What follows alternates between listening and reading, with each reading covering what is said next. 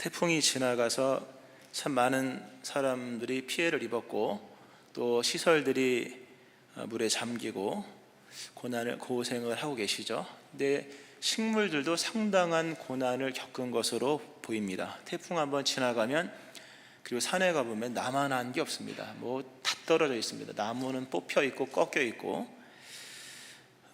제가 사는 사택 아파트 그 대로변 횡단보도 옆에 보면 이번 태풍 때 쓰러진 건 아니고요, 아마 2020년 9월에 태풍 마이삭이 왔을 때 쓰러진 것으로 보이는데요, 가로수가 쓰러져서, 도로가로 쓰러져서 나무를 절단을 한 그런 나무 밑동이 있는 것을 볼 수가 있습니다. 아마 여기 제가 풍림에 사니까 아마 보신 분들이 있을 겁니다. 그 횡단보도 옆에 밑동에 잘려서 죽은 줄 알았거든요. 근데 어느 날 보니까 그 밑동에서 맹아라 그러죠. 다시 솟아나는 그 한 줄기의 새순. 보통 보면 여러 개가 막 나오는데 그 나무에서는 꼿꼿하게 진짜 하나만 이렇게 쭉 올라와서 벌써 한 1m 정도 자란 것을 볼 수 있습니다. 참 경이롭다, 참 대단하다라는 생각이 볼 때마다 듭니다.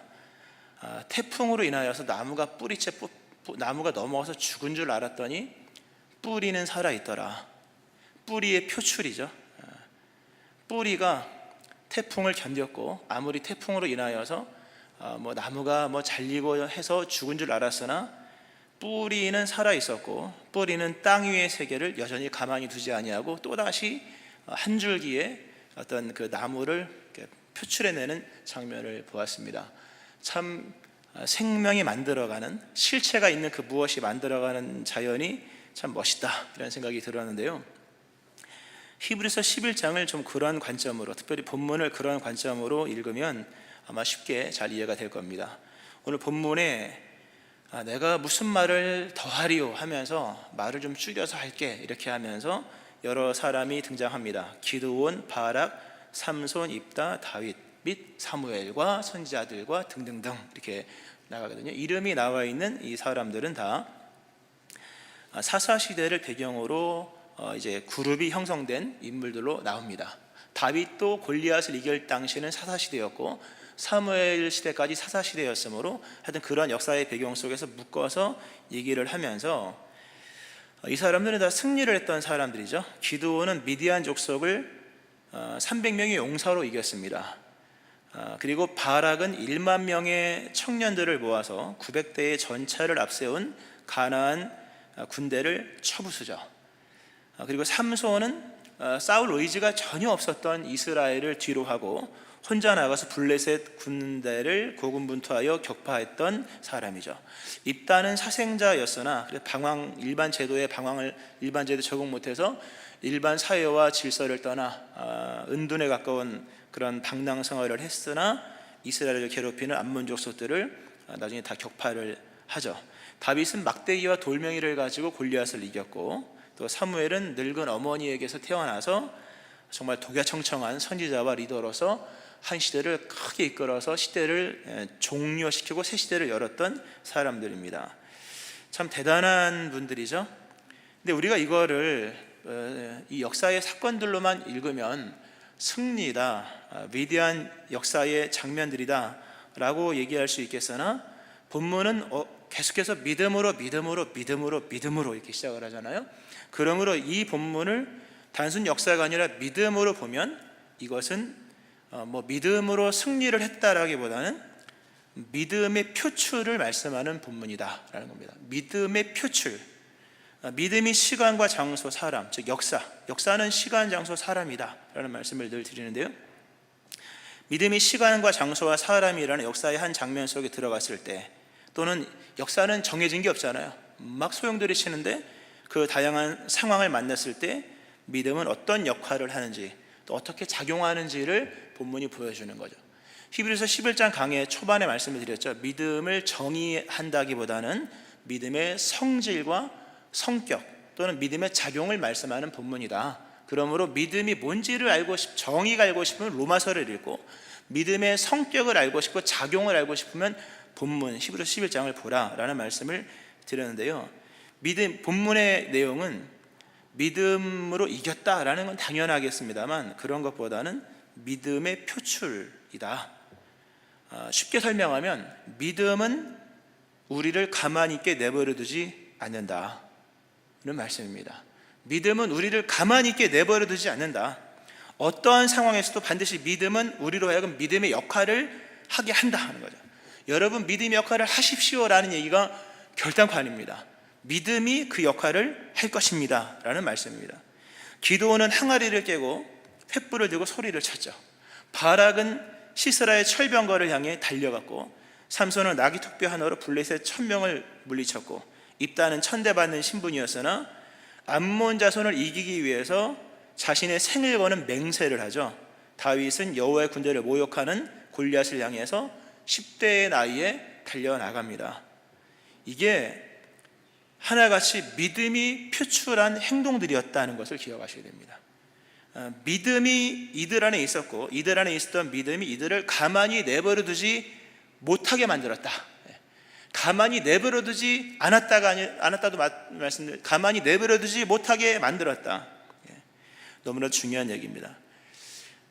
믿음 없는 사람이 믿음 있는 사람처럼 흉내낼 수는 있어도 믿음 있는 사람이 믿음 없는 사람처럼 살아가기란 불가능합니다.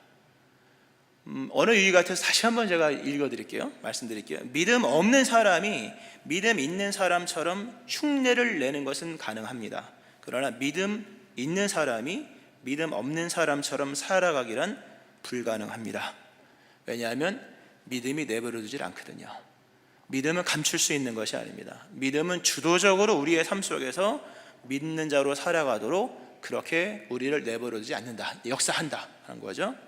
예레미야를 보면 그런 얘기를 합니다. 그가 하도 악조건 상황 속에서 받은 말씀을 전하니까 맨날 돌로 치고 우물에 가둬버리고 죽이려고 하니까 너무 힘들고 속상하고 뭐 전에도 듣지도 않으니까 그가 얘기하죠. 내가 다시는 여호와를 선포하지 아니하며 그의 이름으로 말하지 아니하리라.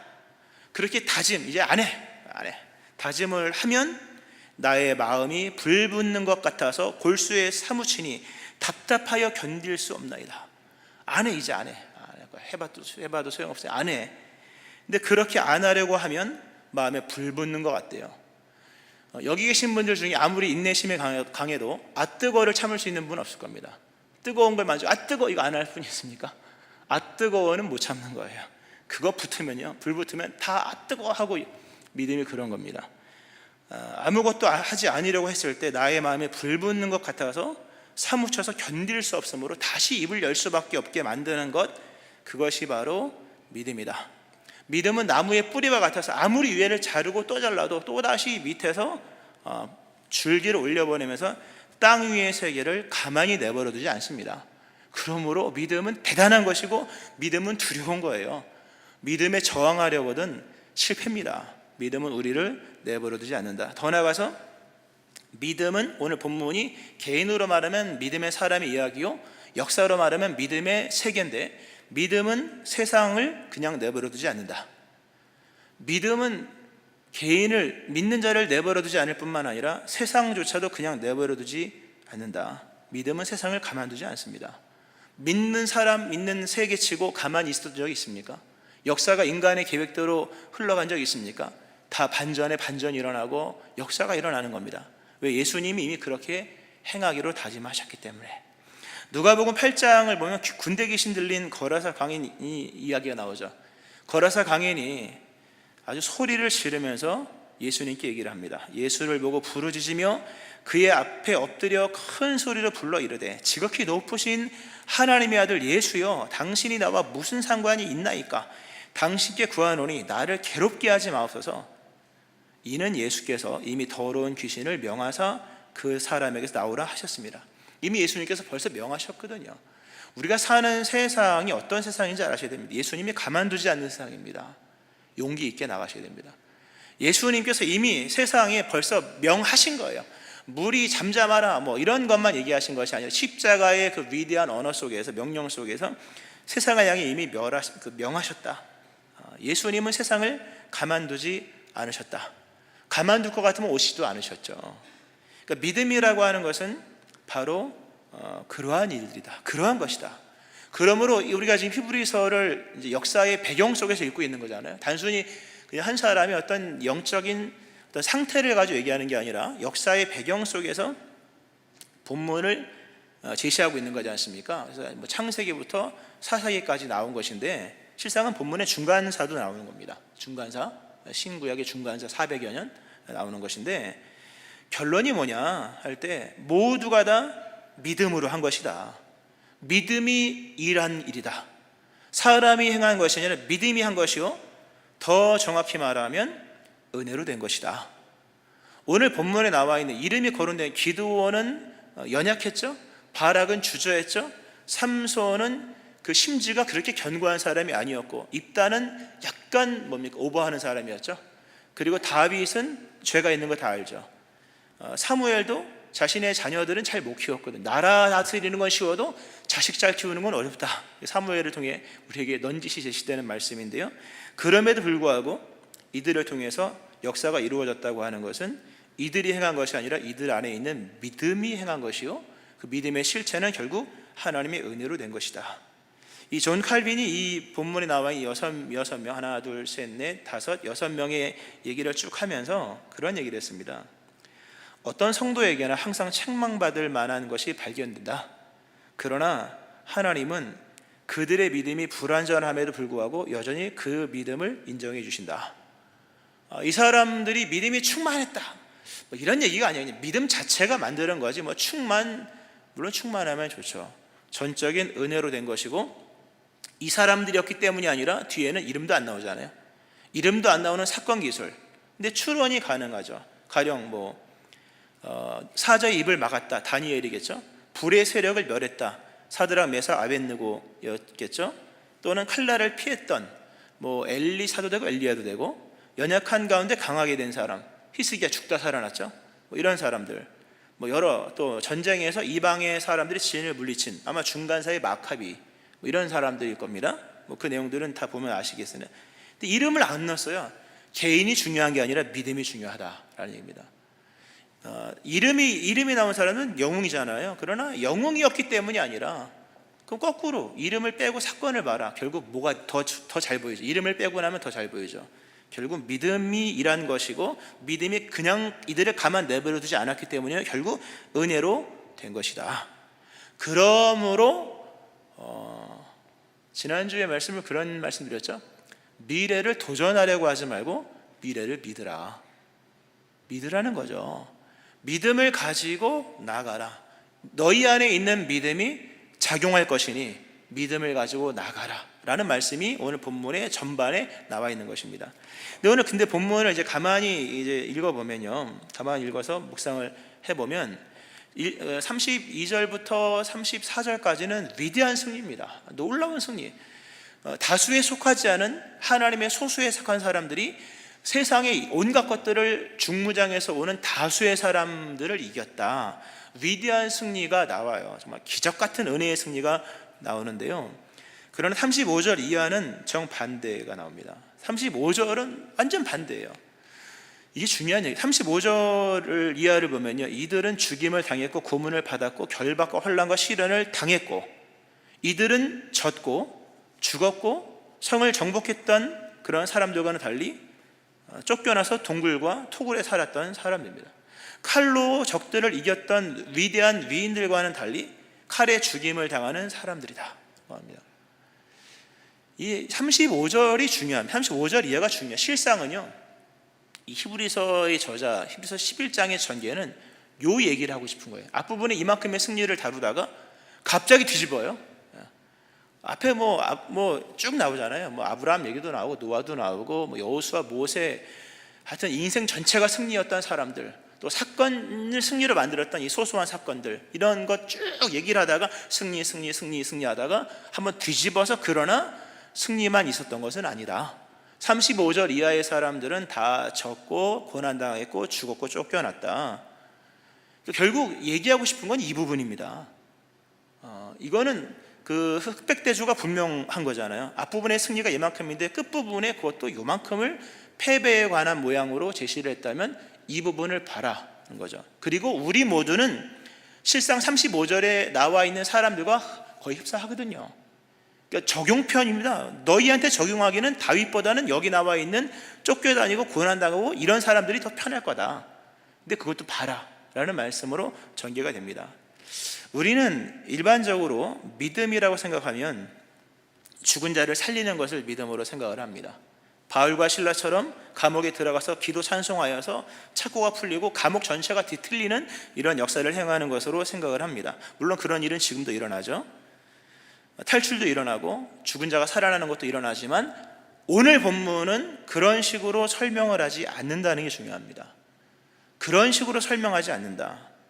오늘 35절 이하의 믿음은 누구를 살리고 누구를 탈출시키고 하는 능력이 아니라 이들에게 작용한 믿음은 앞부분에 있는 것과 좀 상반되지만 이들에게 작용한 믿음은 이들에게 일어난 모든 상황을 수용하게 만드는 능력으로서 작용되었다. 모든 것을 이기는 능력이 아니라 모든 것을 수용하는 능력으로 믿음이 작용되었다 하는 겁니다. 오늘 성가대 찬양이 진짜 은혜롭네요.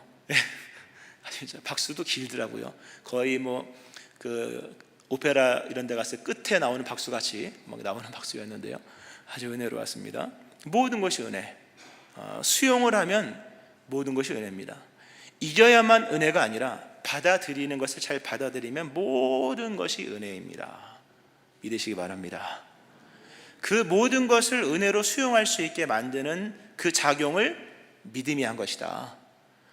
여러 개인의 능력이나 지식이나 이런 얘기가 아니라 이겼기 때문이 아니라 수용하는 능력으로서 이들이 모든 걸 수용했다. 그러므로 작용하게 한 것은 바로 믿음이다 라는 말씀을 합니다. 믿음의 열매 또 은혜라고 하는 것은 뭘 이루었다 이런 얘기가 아닙니다. 그러니까 믿음의 만약에 지금 가을인데요, 가을이니까 결실 초점을 두고 이제 다음 주부터 나가는데요. 참고로 히브리서 11장 강의는 다음 주가 마지막입니다. 원래 13주를 하려고 했다가 한 주를 좀 줄여서 다음 주에 마무리 짓고요. 그 다음 주부터는 결실에 관한 걸로 하는데요. 자, 결실의 계절 가을, 믿음의 열매가 뭐냐? 믿음의 열매는 풍요도 아니고요, 강건함도 아닙니다. 믿음의 열매를 오해하여서 많은 사람들이 믿음의 좌절을 겪습니다. 믿음은 풍요고 믿음은 뭐고 한데 속지 말아야 됩니다. 믿음의 열매는 믿음입니다. 믿음의 열매는 믿음이지 믿음 아닌 다른 것을 열매로 자꾸 이렇게 갖다 놓으면요 시험 듭니다. 믿음의 열매는 믿음이다. 즉 믿음이 얼마나 위대한 것인지, 믿음이 얼마나 영화로운 것인지, 믿음이 얼마나 생명력이 강한 것인지, 그리고 아무도 믿음을 막을 수 없다는 것을 보여주는 것 자체가 믿음입니다. 사도 바울이 디모데 후서에서 상 받을 세 가지, 나의 달려갈 길을 달려갔다, 선한 싸움을 싸웠다, 또 하나는 믿음을 지켰다. 상 받을 일입니다. 믿음으로 이만큼 이루었다 이런 것도 굉장히 중요하지만 믿음의 열매 중에 하나는 믿음이 얼마나 강한지, 아무도 우리의 믿음을 막을 수 없다. 태풍이 나무를 쓰러뜨릴 수는 있어도 뿌리를 뽑을 수는 없는 것. 물론 요즘 뿌리까지 넘어가더만요. 아무도 우리의 믿음을 막을 수 없다는 것을 보여주는 것만으로도 믿음의 열매입니다. 세상이 우리에게 덤벼드는 것은 믿음을 제거하기 위함인 거거든요. 베드로를 위해 기도할 때 너의 믿음을 위해 기도했다라는 말씀을 드린 것처럼, 예수님이 하신 것처럼, 그러니까 믿음을 뽑기 위해서, 믿음을 제거하기 위해서 많은 여러 환난과 시련이 있으나 놀랍게도 오늘 본문에서는 믿음의 사람으로 하여금 모든 것을 수용하게 함으로, 은혜로 받아들이게 함으로 오히려 시련과 환난과 위협이 가중될수록 믿음의 진가가 나타나게 되는 겁니다.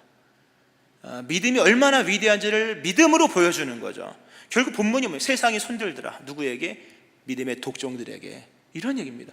니네 진짜 독종이다. 이 정도면 포기해야지. 근데 끝까지 죽더라도 믿음을 지킬 거야. 이런 모습으로 이렇게 이기는 것만이 아니라 위대한 수용으로 나갔을 때 세상이 이들을 감당하지 못했다. 진짜 믿음이라는 게 뭔지는 모르겠지만 대단하구나.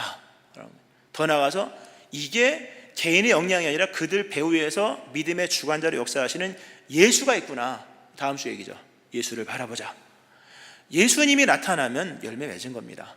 믿음의 위대함을 보여주면 열매 맺은 겁니다. 그걸 자꾸 세속화시켜서 이겼냐 졌냐로 말하면요, 이건 모순에 빠지게 됩니다. 자, 여기서 중요한 게 있습니다. 우리가 이렇게 만약에 본문이 32절부터 쭉 이어지는데 굳이 선택을 하려면 저는 위쪽을 선택하고 싶어요.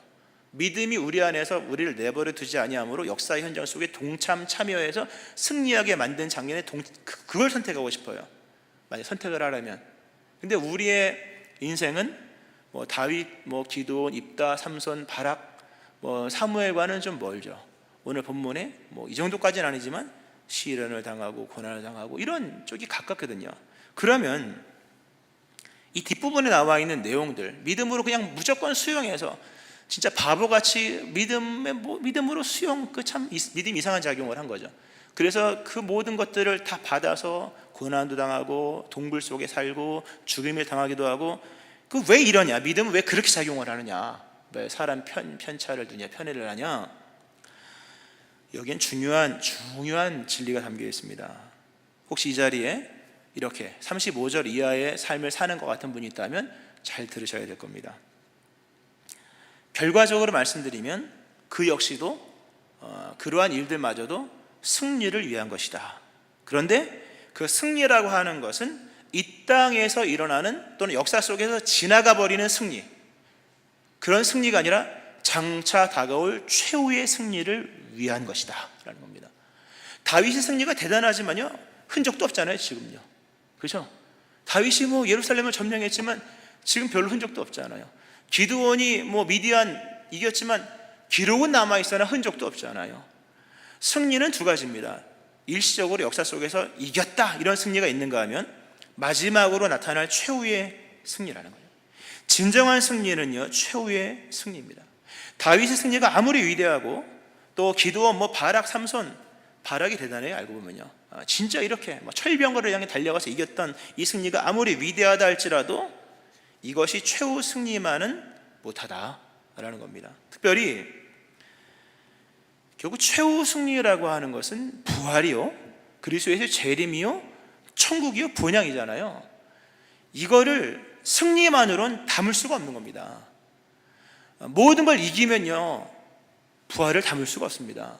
십자가는 죽어야지만 생겨지는 사건입니다. 부활은 십자가로만 되어지는 거예요. 예수 그리스도의 인생을 보세요. 하나님께서 그 하나님의 영광을 어디에 담으셨느냐? 십자가에다 부활의 영광을 담으셨고 무덤에다 승리의 영광을 담으셨다는 걸 사실입니다. 이렇게 오늘 본문의 35절 이하에 그냥 수용으로 받아들여, 진짜 힘든 일이죠. 수용해, 모든 것이 은혜야, 그런 줄 알아 라고 말씀하셨으나 어렵죠.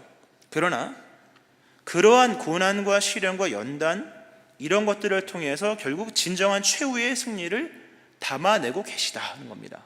이걸 소설로 얘기하면요, 소설 좋아하시는 분들 소설을 읽으면요 뭐 많이 계실 겁니다. 막 태백산맥 뭐 이런 거 있잖아요. 이만큼 뭐 토지 뭐 이런 거 있지 않습니까? 이런 거의 전집류에 가까운 이런 것들을, 그런 책들을 보면 절정이 있죠. 클라이막스라는 거 절정이 있습니다. 절정에 가려면 반드시 곡절이 있어야 됩니다.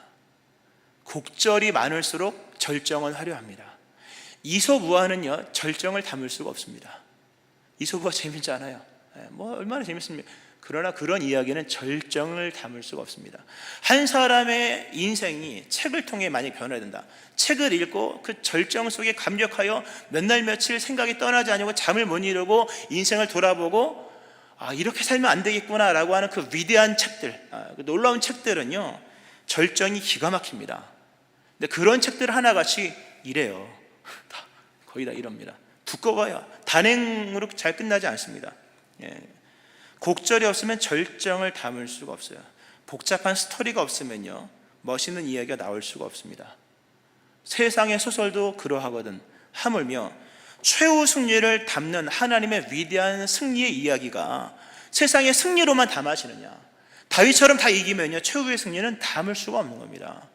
이렇게 고난을 당하고 죽임을 당하고 양과 염소의 가죽을 쓰고 토굴에 살고 움막에 살고 쫓겨다니고 가족이 죽어서 슬픔에 빠지고 이런 장면 속에서 서서히 최후의 승리를 향한 이야기는 전개가 되는 겁니다. 그러므로 믿음이 35절에 나와 있는 이 사람들의 인생을 그냥 내버려두지 않음으로 엄청난 고난 속에서 아무것도 할 수 없으니까 그렇다고 믿음을 포기할 수는 없고, 수용으로 받아들인 일들이지만 이 이야기들의 전개는 결국 다윗보다 위대한 승리, 기드온보다 더 놀라운 승리, 바락보다 더 엄청난 위대한 승리, 최후 승리를 만들어 가시는 하나님의 곡절입니다. 이런 인생을 통해서 마지막 날에 있을 최후의 승리가 바로 여러분의 것이 되게 하시는 하나님의 역사다라고 하는 겁니다. 믿음으로 아멘 하시기 바랍니다. 바로 이러한 하나님의 위대한 승리, 결국 승리입니다. 승리를, 그러나 최후 승리를 이루시기 위하여 이렇게 많은 슬픔과 어려움들을 담아가시는데, 중요한 것은 그러므로 믿음이 우리 안에 작용하는 그 작용을 따라가는 거예요. 믿음이 우리를 내버려두지 않는다. 수용하라 할 때 수용을 하는 겁니다. 오늘 보면 여러 의미가 있어요. 체념하지 말고 받아들여라. 여인들은 자기의 죽은 자들을 부활로 받아들였다. 이 신약시대의 배경으로 그냥 설명하면요, 남편이 예수를 믿다 순교를 당한 겁니다. 얼마나 억울합니까? 얼마나 슬픈 일입니까? 그러나 여자들이 자기의 죽은 자들을 부활로 받아들였다. 또 시련과 채찍질뿐 아니라 결박과 옥에 갇힌 시련도 받았다. 이 원문을 이제 보면요, 받아들였다는 게요, 이게 체념했다, 포기했다가 아니라 이게 영접했다는 뜻입니다. 영접은 요한복음상에서 믿음의 결정적인 단어잖아요. 영접하는 자, 곧 그 이름을 믿는 자들에게는 하나님의 자녀가 되는 권세를 주셨다. 영접이라는 단어, 헬라어로 엘라본입니다. 본문의 그 내용이에요. 이들이 자신의 삶에 일어난 이런 정말 너무 힘든 일이죠. 이런 하나님의 최후의 승리를 위해 하나님이 펼쳐가시는 그런 곡절들에 관한 일들을 받아들이되 체념과 포기로 받아들인 것이 아니라 영접하듯이, 영접이라는 것은 이게 인격적인 겁니다. 사람을 받아들이듯이, 손님을 받아들이듯이, 히브리서 11장 개념으로 말하면 이 사건 속에도 예수님이 계시니, 이 사건 속에도 또는 이 사고 속에도 예수님이 계시니 예수님을 영접하는 마음으로 그 사건을 받아들였다 하는 겁니다. 대단한 말씀이에요. 전하기도 두려운 말씀이죠. 본문에 나와 있는 좀 전에 그 시련과 채찍질뿐만 결박과 옥에 갇힌 시련도 받았다. 이것도 엘라본이고, 37절에 유리궁핍 환난 학대도 받았다. 이것도 엘라본의 변형전 단어입니다. 다 하나같이 사건을 받아들인 게 아니라 그 사건과 함께 하신 예수를 받아들였다. 체념하지 말고 받아들여라. 무엇을? 오늘을. 더 나아가서 주도적으로 살아가라. 오늘 보면 세상이 감당하지 못했다. 세상이 감당하지 못하느니라. 이게 세상의 가치를 매겼다는 거예요. 우리가 이 인생을 살아가면서, 특히 인생의 시련을 살아가는 중에 세상에 점수 받는 존재로 세상을 살아가지 말고 세상에 점수를 매기는 사람으로 살아가라. 이런 의미가 담겨 있습니다. 이 복잡한 얘기를 쉽게 설명을 합니다. 하나님이 인간을 만드실 때 하나님은 우리에게 질서를 이렇게 펼쳐나가는 존재로, 이름을 지을 수 있는 위치까지 우리에게 제시했습니다. 우리는 세상이 우리에게 점수를 매긴다고 생각하는데 반대로 살아야 됩니다. 우리가 세상이 점수를 매기는 사람으로 살아가야 됩니다. 세상이 우리를 가치 매기는 것으로 인식을 해서 우리가 맨날 무가치한 존재, 만물의 찢기 이렇게 생각을 하지만 본문 속에서 말씀하고 있는 것은 우리가 세상의 가치를 매기는 존재로 살아가는 것이다.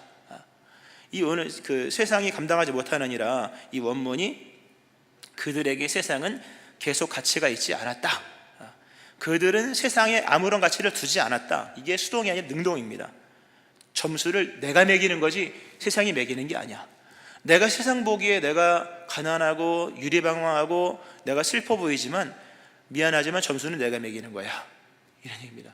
주도적 신앙의 본질로서 살아가는. 또 하나 뭡니까? 오늘 설교 제목과 연관된 말씀입니다. 우리 인생의 고난과 시련마저도 최후 승리를 담아가시는 하나님의 곡절이요 하나님의 역사이니 명예를 가지고 구체하게 살지 말아라 하는 얘기입니다. 오늘 설교 제목을 말씀을 안 드렸죠. 히브리서 11장 강의 믿음의 길 11번째 시간으로 믿는 자의 명예를 지키는 삶. 설교 제목이 확 끌려서 설교 제목을 잡았는데요, 이 설교 제목은 실상 다음 주의 것과 좀 연관이 많이 됩니다. 오늘보다는 다음 주에 연관이 많이 되는데요, 어쨌든 오늘 본문에서 굉장히 멋있는 말씀이 나오죠. 여자들은 자기의 죽은 자들을 부활로 받아들이기도 하며 또 어떤 이들은 더 좋은 부활을 얻고자 하여 심한 고문을 받되 구차히 풀려나기를 원하지 아니했다. 구차하게 믿음 생활하지 말아라. 최후 승리가 일어나 최후 승리를 담아가시는 하나님의 역사이니 너의 인생 속에 하나님의 절정이 지금 담겨지고 있으니 구차히 거기서 벗어나기를 원하지 말아라. 구차하다가 뭡니까? 이게 단어의 뜻이 말이나 행동이 당당하거나 떳떳하지 못한 겁니다. 예수 믿으면 믿는 사람답게 말과 행실 모든 게 분명해야 될 것인데 예수 믿으면 불편하니까 구차해지는 거죠. 식사 기도도 대충 하고 집에서는 뭐 기도하는데 나가서 외식하는 자리에서 기도도 하지 않고 대충 하고 뭐 하는 둥 마는 둥 그렇게 살지 말아라. 아멘 하시는 분들. 이 구차하다라는 게 이런 내용입니다. 원문적으로 얘기하면 몸값을 지불하면 풀려날 수 있는 일들이에요. 근데 몸값을 지불하지 않겠다. 초대교회의 위협은 두 가지입니다. 하나는 핍박이에요. 또 하나는 회유입니다. 너 예수를 부인할 것 말고 그냥 조용히 믿기만 하면 돼. 너 예수 믿는 거 내가 뭐라고 안 그러는데 집 밖으로 나서 떠들지 마. 왜 밖에서 찬양을 하고 왜 밖에서 예수를 외쳐? 그냥 은밀하게 조용히 골방에서만 기도하고 집에서나 기도해. 왜 솔로몬 행각까지 나와서 거기서 예수를 전하냐? 하지 말아라. 그냥 좀 구차하게 그냥 조용히 떳떳하지 않게만 살면 핍박이 없을 거야. 이런 배경이 초대교회인데요. 믿음의 사람들은 그 당시에 이런 위협뿐만 아니라 타협과 회유가 제시되었던 상황 속에서 우리는 구차하게 살지 않기로 결단한 사람이야. 예수 믿는 사람이 명예가 있어야지. 구차하게 좀 고난을 피하고 좀 손해본다 해서 그렇게 구차한 삶을 살지 않아. 예수 믿는 사람이야. 예수 믿는 사람이 멋있게 살아야 됩니다. 할렐루야. 멋있게 살아야죠. 당당하게 명예롭게 살아야 되는 겁니다. 조금만 구차해지면 얻을 것이 많이 있으나 그러다가 최후 승리를 잃어버리는 것이니 최후 승리를 얻는 그 더 좋은 부활을 얻기 위하여 최후 승리를 얻기 위하여 이들이 구차하게 이 보석이나 석방을 위한 돈을 내지 않았다는 겁니다. 말씀을 맺으면서요, 믿음이 어떤 작용을 하는지를 아셔야 됩니다. 믿음은 여러분을 내버려두지 않습니다. 여러분에게 작용하여서 승리를 하게 하든지 수용을 하게 하든지, 그러나 그 모든 것은 다 여러분으로 진정한 승리를 맡게 하는 것입니다. 그리고 오늘 본문이 정말 이 보색 대비가 명확하듯이 믿음의 길을 간다고 하는 것은 이기는 구간만 있는 것이 아니라 때로는 천국의 소망을 가지고 온갖 수모와 고통과 수용을 하면서 가야만 하는 믿음의 구간도 있음을 알아야 됩니다. 믿음으로 이긴 자들과 비교해 볼 때 뒤에 나온 사람들은 패배자인 것처럼 보이지만 예수님께서 어떤 말씀을 하신지 보아야 돼요. 우리가 다른 사람과 비교를 해보면 우리는 정말 초라할 때가 많습니다. 그러나 예수님이 하시는 음성을 들어보세요. 너는 지금 패배하고 있는 것이 아니라 수용하고 있는 것이다. 지금 너의 인생의 최후의 승리를 담아가고 있는 것이다. 너 지는 거 아니다. 지금 수용의 단계다. 지금 너의 인생 속에 최후의 승리를 담아가고 있는 것이니 패배하고 있다고 생각하지 말아라. 말씀 맺으면서요, 오늘 본문이 멋있게 시작을 하죠. 내가 무슨 말을 더하리요? 무슨 얘기입니까? 긴 말 필요 없다. 얘기 더 할 필요 없다. 긴 말 필요 없다. 믿음이 일한다. 긴 얘기 해봤자 시간만 모자랄 뿐이다. 결론은 같다. 이미 다 알아들은 것, 아마 알아들을 만큼 설명했으니 굳이 부연 설명할 필요가 없다. 이해하려고 하지 말고 믿으라. 그냥 지금 믿으라. 모두가 믿음으로 한 것이니 너도 믿음으로 하라는 말씀입니다. 아니, 믿음이 너 안에서 일할 것이고 믿음이 반응할 것이며 믿음이 응답하게 할 것이니 두려워하지 말고 믿음으로 살아가라는 말씀입니다. 믿음이 반응할 때 동참하라. 믿음이 내 속에서 응답할 때 믿음으로 행동하라. 믿음이 너를 인도할 것이니 믿음의 길을 가라. 명예롭게 가라. 할렐루야. 이 은혜가 여러분과 내 있기를 주의 이름으로 축원합니다. 아멘. 기도하시겠습니다.